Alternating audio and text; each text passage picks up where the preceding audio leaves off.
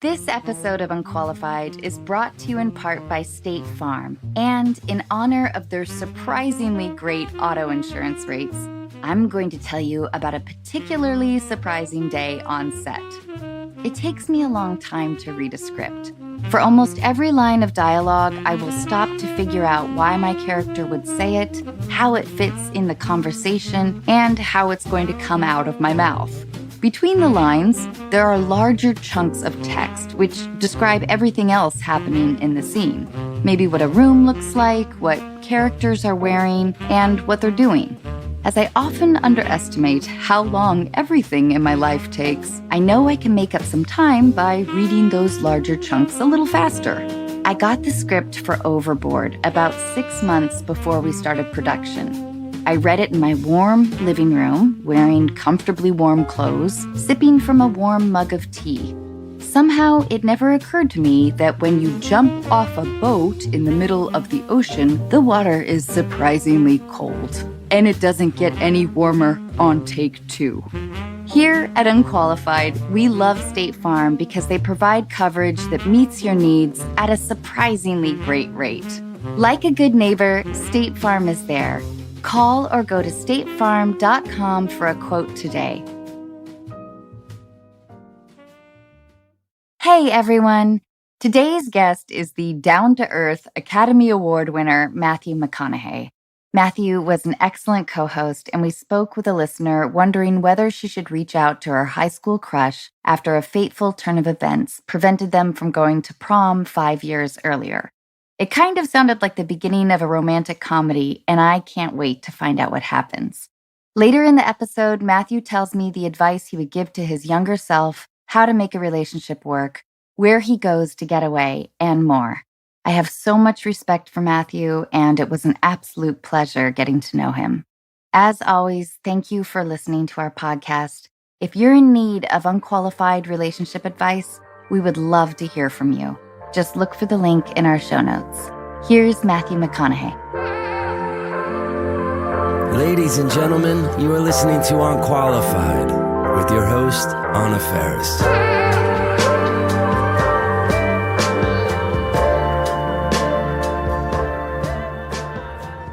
Oh man, I can't thank you enough for doing this. You're welcome. Good to be here, Anna. It's so great having you. So I heard about your Give Back program a while ago, and I was just so impressed. Will you tell our listeners about it?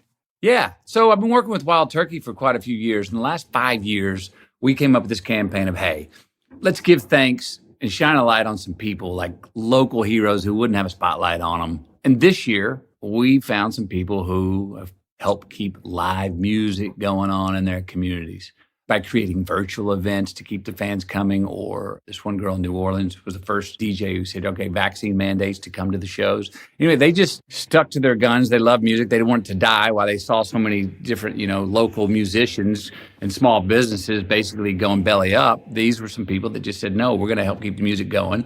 We're going to put on free concerts. We're going to keep taking the stage, share our music. And that's us saying, hey, thank you to them. And we've gone in and given $10,000 to each one of them to give to their local charity that has to do with keeping music going. And it's just a cool, fun one to do, I just love that you're doing this. So this year was homegrown artists, but each year you focused on different groups. Can you tell us how the program got started? And this is your 5th year? Yeah, we've done, before other years, it was firefighters, it's been frontliners. It all started with a turkey giveaway we did in Lawrenceburg, Kentucky, where the Russell family makes wild turkey. And we went around to houses of all their employees and gave them a turkey for Thanksgiving. And that turned out to be a big hit because a lot of them needed a turkey or weren't going to get a turkey. And so we were like, oh, you know what? We actually enjoy doing this more than going and making a commercial and spending a bunch of money to make an ad. Let's do this. And you could feel it. I took my kids with me. It was good. I love that. What a great experience for them. And what a cool program. I'm so excited to have you here. I'm just going to keep thanking you for being on the podcast. You are welcome. My pleasure. So now we are going to talk with one of our listeners who wrote in asking for some advice. Okay. This episode of Unqualified is brought to you by McDonald's, proudly serving communities since 1965. On the drive to and from my parents' house in Washington State, we almost always stop at two particular McDonald's, one in Salem, Oregon, and another in Eureka, California. At the moment, we are in the parking lot of the Salem location, and I just finished a Big Mac and fries. Even though we are just passing through, I appreciate the familiarity and feeling of community. The other day, I was looking through my mother-in-law's photo album and came across a photo where she and her friends are standing in front of a McDonald's wearing their cheerleading uniforms. I usually call my mother-in-law New Mom, but her name is Marcia. Under the photo, Marcia had written a note, and I talked her into letting me read it here. San Bernardino, California. I have so many memories of this McDonald's over the years. My father took me there on what I think was opening day. What a thrill it was as a young girl to order a chocolate shake, hamburger, and French fries. Then there was the time when my cousin Hinda and I were given a tour and allowed to take dill pickles by the cupful out of a huge barrel. We must have eaten 100 pickles each. Everyone in my family knows the story of how I accidentally missed the ketchup container and dipped a fry into my milkshake. Now when I dip fries in my shake, it's on purpose. I remember when I was 12 years old, my mother and my cousin Noel Novak, Larry's brother, picked me up from dance class, and we went for dinner to celebrate Noel's graduation from high school. Years later, when I was in high school, we would go to McDonald's every Friday night after the football game. I wish you could see this photo. Marcia couldn't remember if they won the game that night, but everyone is smiling as if they did. Wherever your local McDonald's is, there's nothing better than that wonderful feeling of community.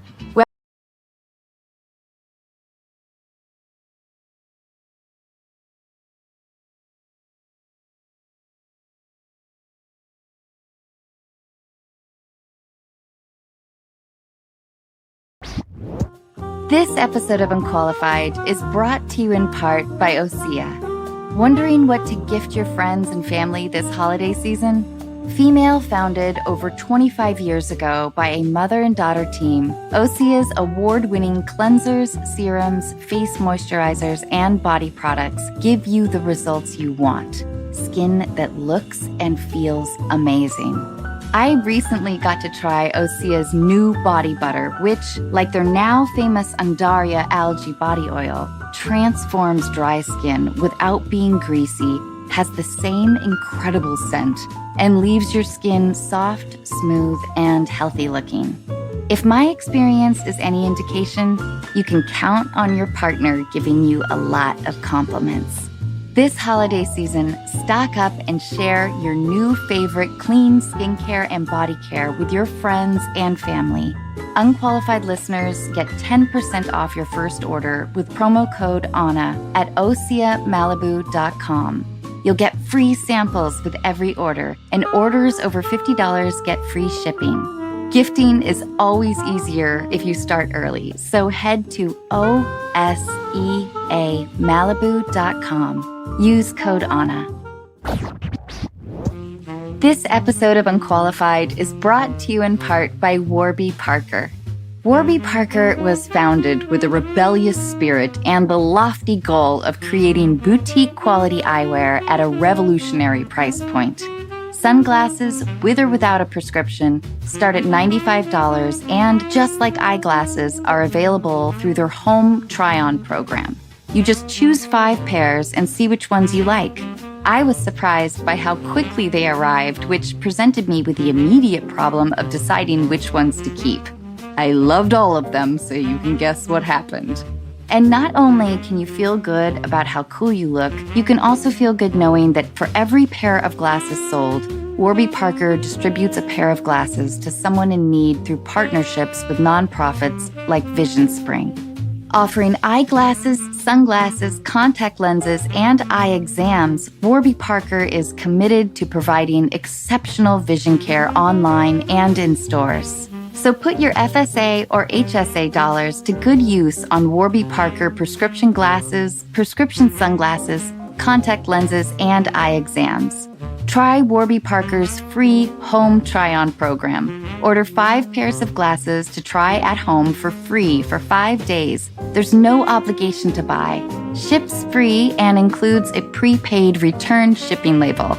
Try 5 pairs of glasses at home for free at warbyparker.com/unqualified. That's warbyparker.com/unqualified.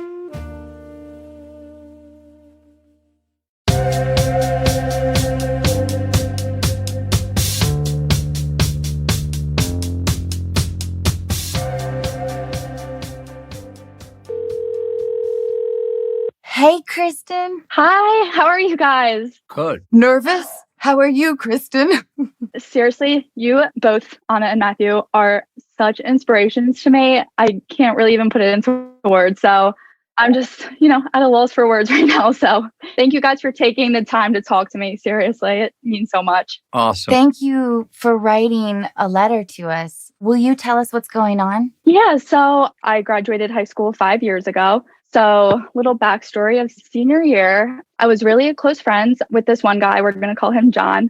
We had a ton of classes together. He was really, really nice. It just never led to anything more, which was fine. Up until that point, I never had a boyfriend. So I wasn't really thinking about that at the time. Looking back to the end of senior year, we had senior prom, all the big promposals and all that. I got asked to prom by another friend and accepted because, we were also close. And then later that day, I actually found out that John had also planned to ask me to prom. Ooh. And the other guy just beat him to it. But we didn't discuss it or anything because technically I wasn't supposed to know that he was going to ask me. So, fast forward a little bit, go to prom with the other guy, ended up dating him for a little bit. I was still close with John, but not as much. We ended up graduating high school. I broke up with the other guy after a few months right before college started. And then throughout college, I kept thinking about John and just, the friendship that we had. And I don't know what it is. I just kept thinking about reaching out to him. And obviously, even up till now, 5 years later, graduated college last year in 2020. And I live back at home. So I'm like, should I reach out to him? Or is this just something that's, in the past and just leave it in the past? Kristen, did you have a boyfriend in college too? No, I didn't. It was just that one guy that I dated for a few months. Matthew, were you in a position in your life, I guess, at this age where you crushed on somebody that you lost touch with? Yeah, I've had those. I mean, look, generally here, Kristen, my opinion of your question is yes. Yes, reach out. You might reach out. And he may be happily married with 3 kids and off the menu. At least you're going to know. Yeah. If you don't reach out, you're going to keep wondering. And another year's going to go by. Another 5 years are going to go by. And you're going to, what was John possibly the one? At least you'll know. Even if it's not the news you want. Knowing, even if it's bad news, is better than wondering. Being in limbo the whole time, Yeah. And who knows if it's not something to go to the next step and become romantic. It sounds like you still got an old friend that you care about and is worth doggone getting back in touch with. Yeah, exactly. I guess it's that what if that has always been in the back of my mind that I'm like, okay, should I just reach out? We follow each other on some social media and just sliding into the DMs, as they call it. I'm like, do I just do it? Or, what's the worst that's going to happen? But at the same time, I'm like, with COVID and everything, graduating college, I moved back home. It's harder to make new connections. So I don't want to rely on my past relationships instead of just moving on, if that makes sense. I don't think it has to be one or the other. You can still make the effort to, meet new people and at the same time reach out to John. And I completely agree with Matthew. You really don't have anything to lose, Maybe he's married, maybe not. But if you don't know, he'll occupy some space in your head that maybe you could fill with someone else. How long has it been since you talked with him? Did you guys talk at all during college? There was a few times freshman year, but since then, not really, no. Can I ask, was there a reason you stayed single during college? I'm sorry, that's kind of an awkward question. No, that's okay. I guess, I don't know. It just wasn't really a situation that presented itself. I guess I stayed really close friends with people that I already was friends with. I didn't really extend my circle that largely, if that makes sense. So, you know, finding those new relationships wasn't as easy during college. Yeah, sometimes it takes a lot of effort. There have been times of loneliness in my life when I kind of romanticized crushes I've had, like some guy in high school or third grade. And I wondered, like, what might have been. But looking back, of course, I didn't know them that well, if at all, even if we actually dated. So I do think we tend, just in general, to romanticize, especially if a significant amount of time has passed. Yeah. So you've looked at his social media, and there aren't any clues that he might be in a relationship. Yeah, I don't think so. He doesn't post that often, but when he has, it's like nothing with a girl or anything. But I think you're right with the whole like romanticizing part of it, where I want to be realistic with myself, where it's like that what if, like you want to just expect something great to happen. So yeah, I don't know. That's where I'm like just at a loss. And again, like I just want to like make new connections as well. I mean, look, reaching out, the risk is what? Finding out that he's maybe not available or not the guy that you were thinking of. Then you're going to know. Just reaching back to your past to somebody doesn't mean you're excluding meeting somebody new in the future. Mm-hmm. You're not signing a contract by reaching out to him. Mm-hmm. Even at the base of this, it sounds like at the very least, you got somebody you give a damn about. You got somebody you care about that you lost track with a little bit. And damn it, if you could go back, wish he would have asked you to prom before the other guy did. So hey, I know. that's worth a giggle and a laugh to reminisce on no matter what happens.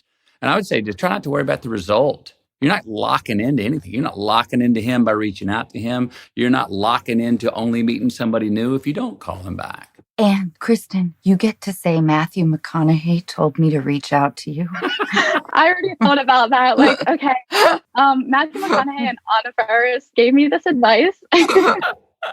See, now you got a great excuse. Yeah. Exactly. So have you thought about how you might reach out? Is he active enough on social media that you would get a response? Or maybe do you still have any friends in common? Yeah, I mean, I know he's active on some because, like, say if I post a picture on Instagram, like, he'll like it. So I know he's seeing it, but it's that whole, like, he's not reaching out either. Like, I don't know. It's good that he likes your posts, isn't it? I'm not really great with social media. Maybe his liking your photos is a reach out in a way, but I wonder if, I know that some women hesitate with making the first move and have kind of internalized that the guy should be the proactive person. Mm-hmm. Well, look, that's a personal choice now more than ever, regardless of sex. You know, there's still certain traditions that people rely on. You know, for right now, the guy's still the one who bends the knee and says, will you marry me? But that's way down the road. Let's go back here to the simple, just simplify this. You got somebody you to give a damn about. You got somebody you care about. You lost track of them. Whatever void that is, go find out. And don't put the pressure on it having to be the thing.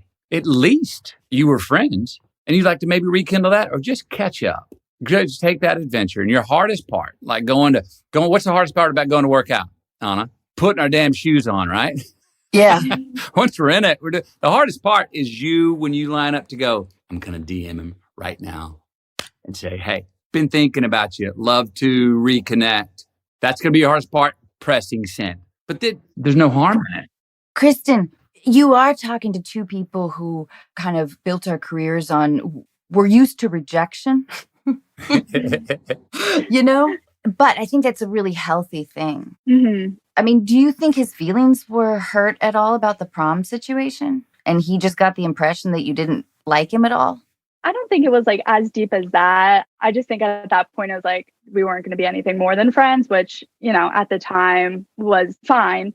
And yeah, I mean, Matthew, you're right. It is just like a friendship that I would like to just see how someone's doing. So it is as simple as just reaching out and saying like, how are you doing? Especially like we went to different colleges. So we had those own experiences and with COVID and everything. I just maybe I'm worried like he'll get the wrong impression that I'm just bored. Like, I think that's a thing that a lot of people deal with is just reaching out to people because they're bored or they're looking for something to do. But maybe you are bored and looking for something to do. What's wrong with that? That's true. I get bored.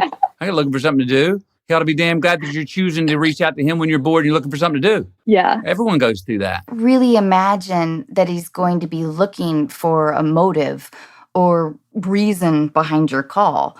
He'll probably be happy to hear from you no matter what. I think it would be kind of nice to find out that the person you liked in high school liked you back. There's a bittersweetness to it.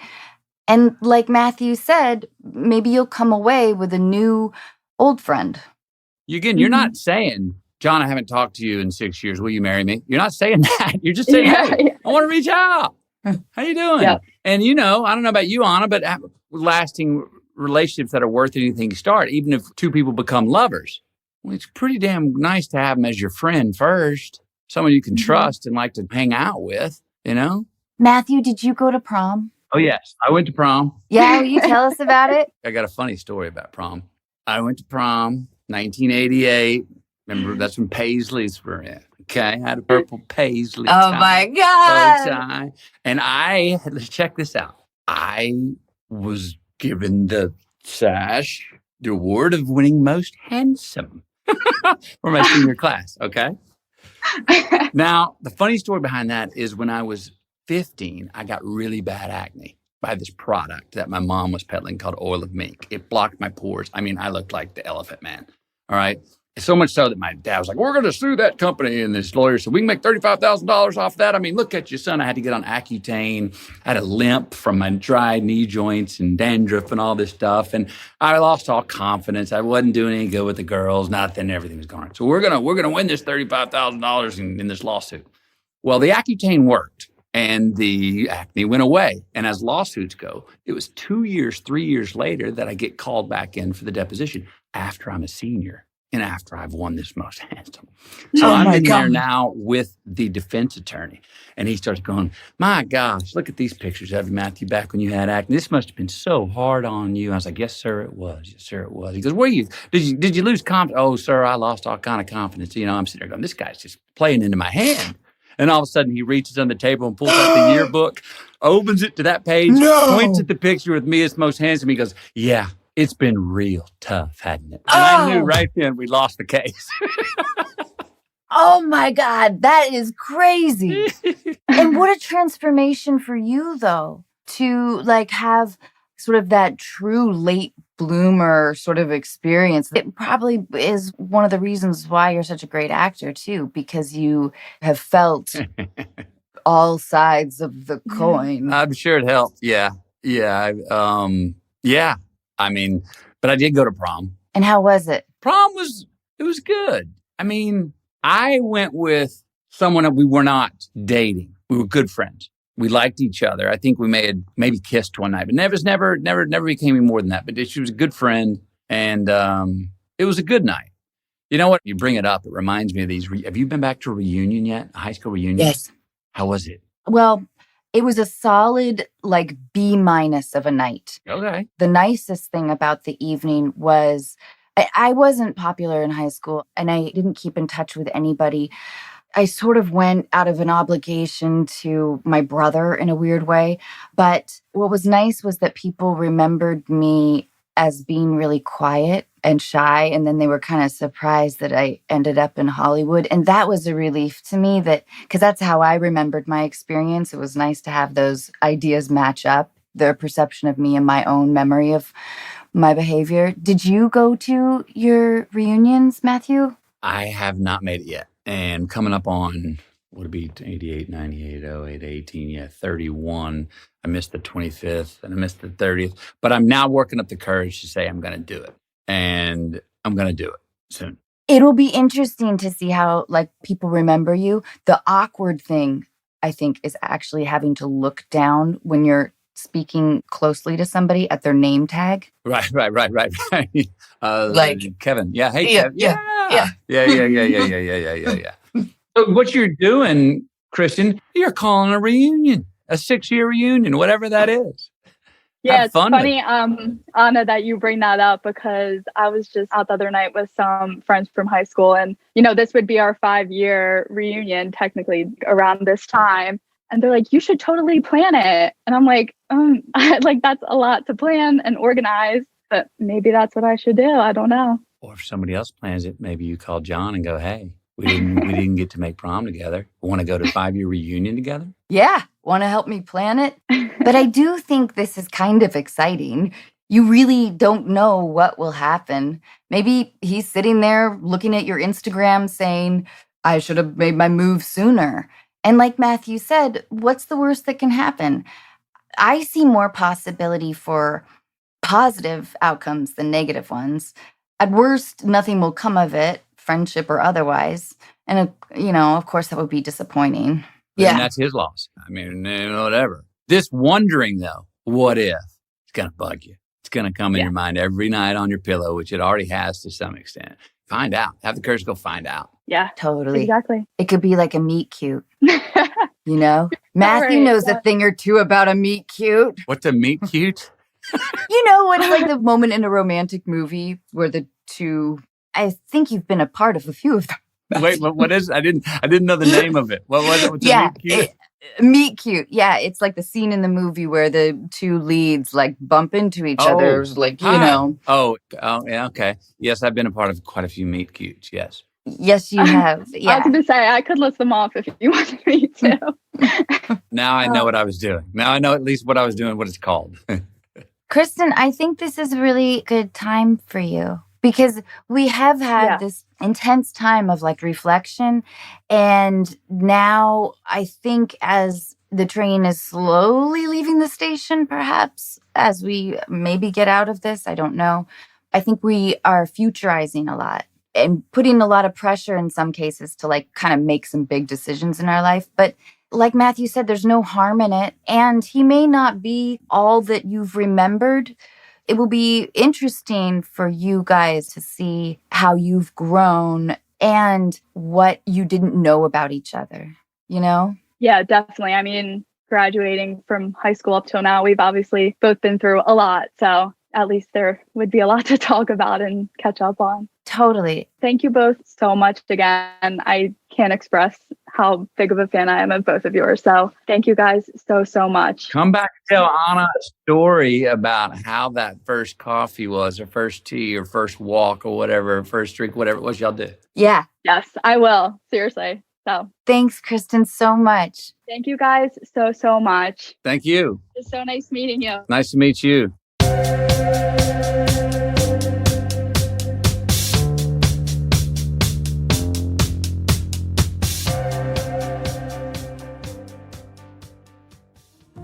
This episode of Unqualified is brought to you in part by ZocDoc. Who gets excited about trying a new restaurant that has 2 out of 5 stars? When it comes to finding healthcare, don't ratings matter even more? ZocDoc is a free app where you can compare doctors, read reviews from real patients, and even make same-day appointments. When I finally called to reschedule my dentist appointment, I was told that my dentist had been retired for nearly 3 years. In my defense, parking was a nightmare.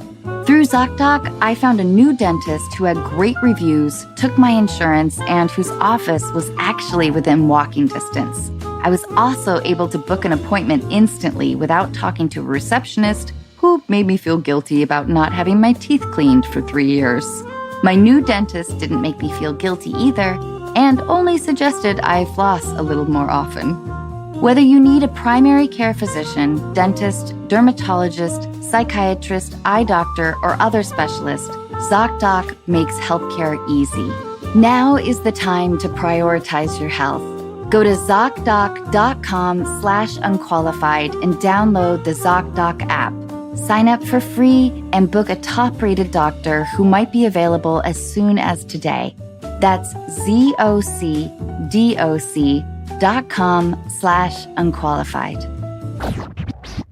Streaming on Peacock. It's the girls' trip of a lifetime. Look at this water! We're gonna give them something to talk about. 7 iconic housewives from 4 different cities. Oh my God, a stingray! Vacation at Turks and Caicos. It's a party now! And there's no party like a housewives party. I don't give a f***. You're not a girl's girl. Why would you say that? Find out what happens when the forecast brings sunshine and a whole lot of shade. You are so self-absorbed, it's crazy. The Real Housewives Ultimate Girls Trip.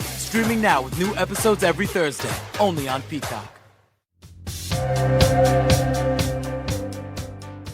Matthew, you're awesome. You were just wonderful. Oh, that was fun, Anna. Yeah, I've really loved building this podcast on that goal of just talking to strangers and attempting to hear them and let them know that they're not alone. Yeah. Swapping a story with someone that lets them know you've been there too in some form or fashion is always somewhat cooler than saying, here's what you should do. You know what I mean? But just to go, oh, I've been there too, or oh, that's not. It lets us know, oh, I'm not the only one with this problem I got right now. It's a human condition. Oh, thank goodness. Okay.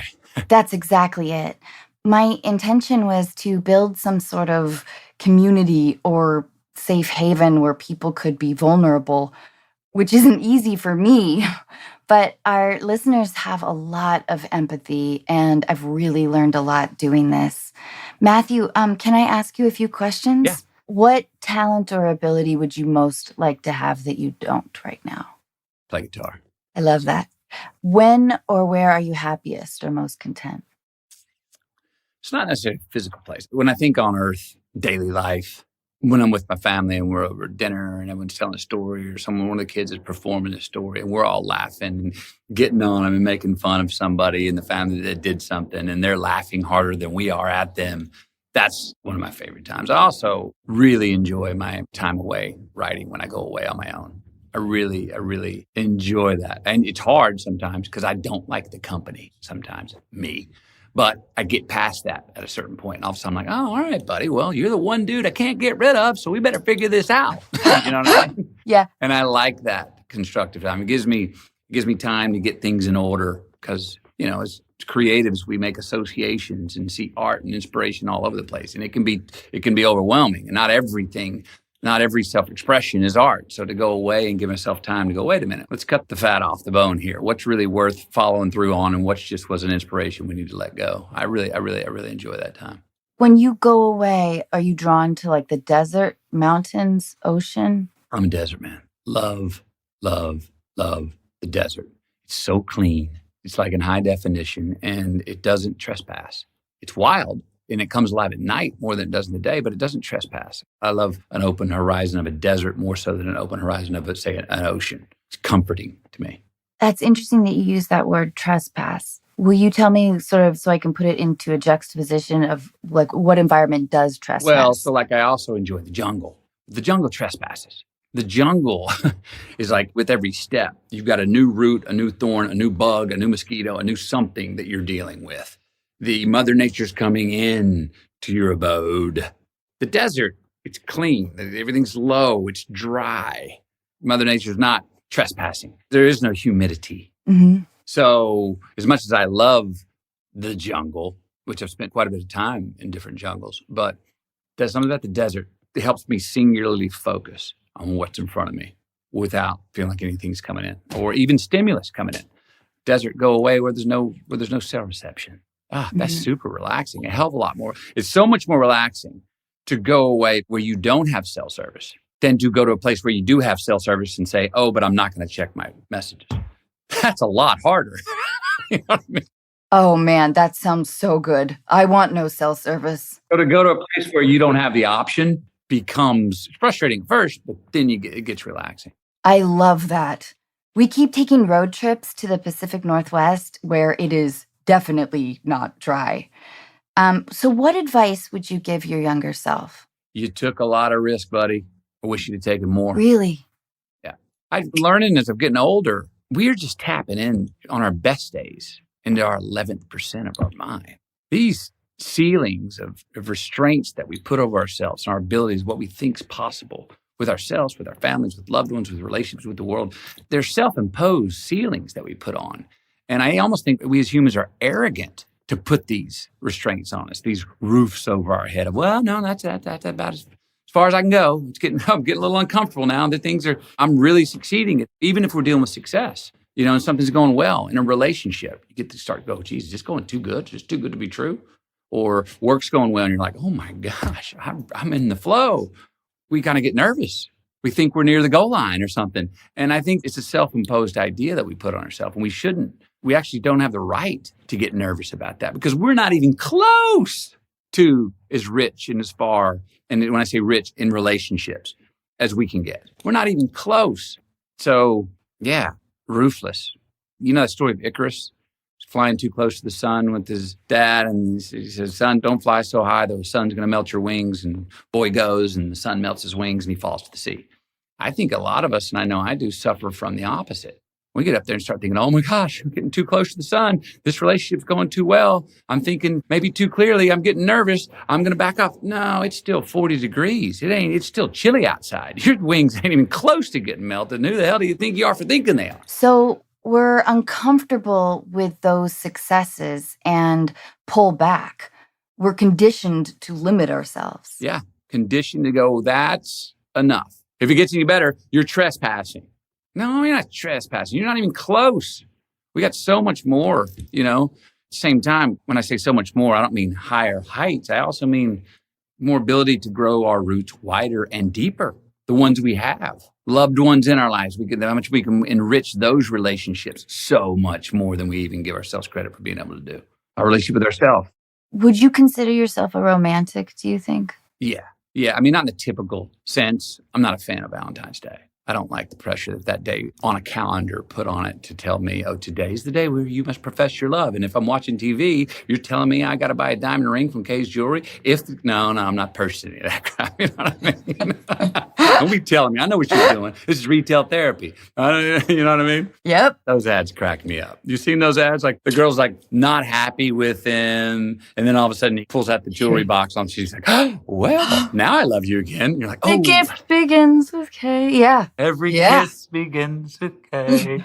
Oh my gosh. I'm like, tell my kids all the time, no, every kiss does not have to begin with a diamond ring from K. So do you have any relationship advice for our listeners? Like what makes a relationship work? I don't know if I got advice. I mean, I've got some things that I've learned from others and things that I've seen that have worked for me and Camilla in our marriage. You know, one of the great things about marriage, it doesn't always happen this way, but when you fall down or one of you falls down and you're just dating or someone does something you don't like, you immediately go, oh, this is a sign of things to come. I think I need to get out. You get married, you fall down, you don't pull the parachute immediately. You go, hey, we're in this to try and make this work. It doesn't always work out, sometimes for the best. But also, number two, I'd say, don't compete with each other. Yeah. We get into this tit for tat. Some people are better at other things. Some people want, it's not about who does the damn dishes. It's who dislikes doing the dishes least. I don't mind it.